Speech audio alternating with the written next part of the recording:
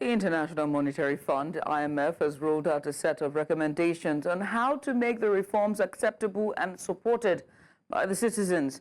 Now, this is against the backdrop of frustrations faced by the general public in Nigeria and some other sub-Saharan African countries undergoing economic reforms.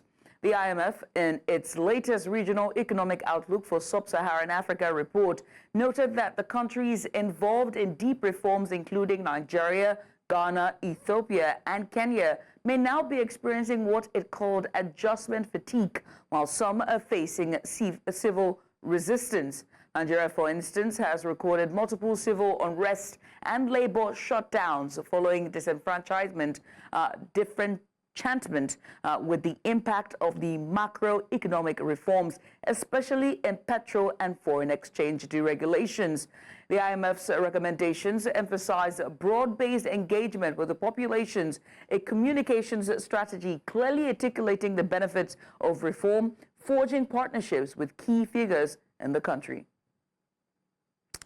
And joining us to discuss this on the news, we have a business and political, as well as policy affairs, public policy analyst, Kenneth Ikenwa. Kenneth, many thanks for joining us. Adjustment fatigue, that's a word I haven't seen. Fatigue is a word I haven't seen in a while. Okay, adjustment fatigue, I don't think I've ever seen that. How do you assess the level of adjustment fatigue among Nigerians and citizens in other sub-Saharan African countries undergoing deep economic reforms?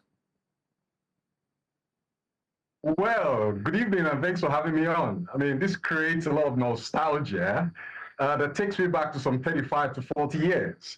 Because I was a little boy when I heard of structural adjustment program. And now for the first time, I'm hearing of another evolution of a concept called adjustment fatigue. But we must speak the truth to power, and we must try to highlight and stress the politics, the global politics that surrounds global economics, and actually look at paradigms that are in the best interests of our country. Now, back to the subject matter, adjustment fatigue, and back to the purveyors of this concept, and to the topic for today. It's very important that we still go back to our history and do some analysis to find out why we were here.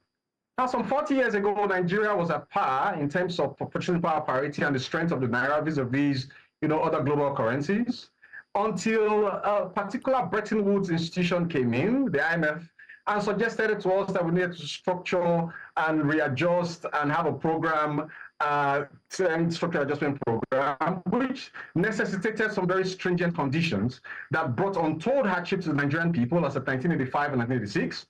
And that began the catalyst that led us, to going down today as a country.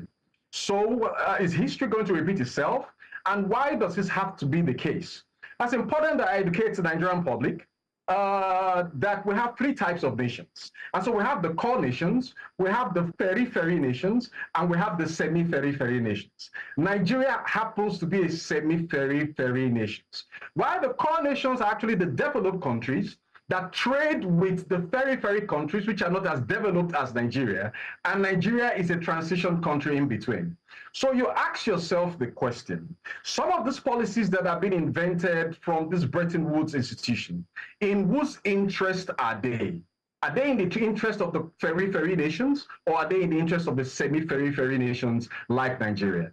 Your guess, your answer, and our collective amnesia to forget what happened 40 years ago is as good as mine. These adjustment fatigue, these austerity measures are definitely not in the interest of Nigeria. But we'll see more to this issue as our conversation unfolds and evolves, definitely. Kenneth, I've spoken with many critics, right, of IMF and all of the suggestions, and when they come in to try to Brentwood, all these Brentwood organizations. And one thing is clear, not everyone is happy with them. And I'm glad you're taking it back to 40 years ago, right, all the way back into the 70s, right? But IMF is also suggesting broad-based engagement with populations to garner support for the reforms. And if I remember correctly, that was the same that happened 40 years ago. So in your view, how visible is it to mobilize public support in countries like Nigeria where many citizens are struggling with, I mean, the immediate effects of these reforms, whether it's fuel price hike or just the naira to the dollar. I think it's 1,700 naira to a dollar at this point. Yeah, it's unprecedented. Whether it's 1,000 or 1,500, it's unprecedented.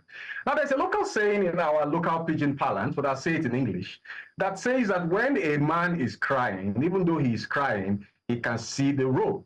Nigerians are crying, Sub-Saharan African nations are crying, and most Western countries and the owners and members of the Paris clubs keep smiling and smiling and smiling and telling us to adjust and telling us to do this and do that. The question is, are we not intelligent enough as a people to fashion out an economic paradigm, to develop our own indigenous organic economic logic that is in the best interest of the 250 million Nigerians, 80% of which are actually living in that multidimensional poverty? There is no way and there is no country, and I want this to be cast in stone, that the IMF has advised to the interest, to the collective benefit of the peoples of that country. It is usually the 1%. It is usually those who have something to gain, those who dance, those who are the whims and caprices of these organizations that usually benefit. Now, I don't deny